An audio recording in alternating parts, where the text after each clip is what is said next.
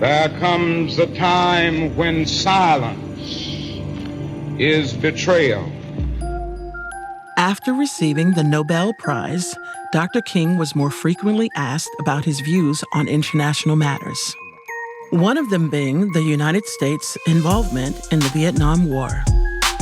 The time has come for America to hear the truth about this tragic war.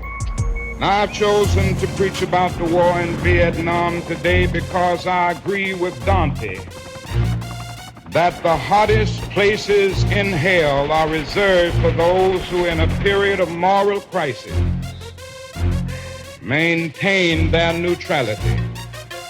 When we look at Martin Luther King's position on the Vietnam War, we can see that, of course, he was going to oppose it because he saw it as a continuation of colonialism, that the French had lost their colony and the American government intervened in Indochina in order to protect that colonial outpost in South Vietnam.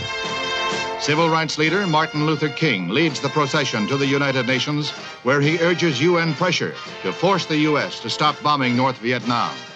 When Martin Luther King said he could not in good conscience support that war, it became huge because that was the most powerful voice against the war that they had in the United States, and they couldn't come back from that. King's opposition to the war provoked criticism from members of Congress, the press, and fellow civil rights colleagues who argued that including foreign affairs in the civil rights movement would harm the Black freedom struggle in America.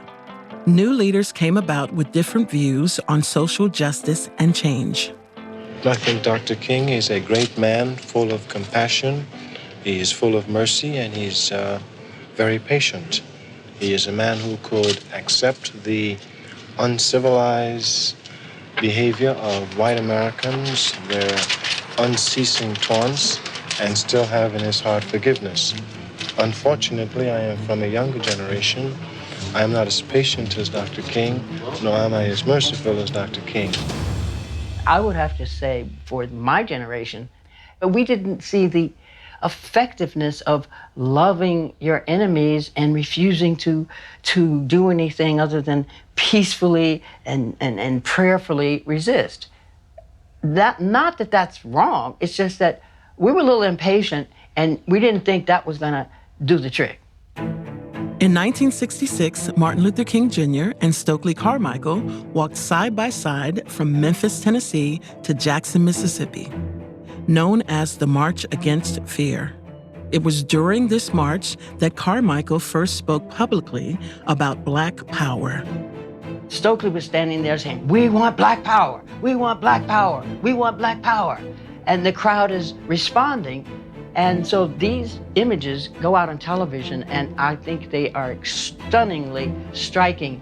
But it was a political change, a sea change for the civil rights movement, and it was very intimidating to many white people. Nonviolent, if you suffer, your opponent will see your suffering and will be moved to change his heart. That's very good. He only made one fallacious assumption. In order for nonviolence to work, your opponent must have a conscience. The United States has none.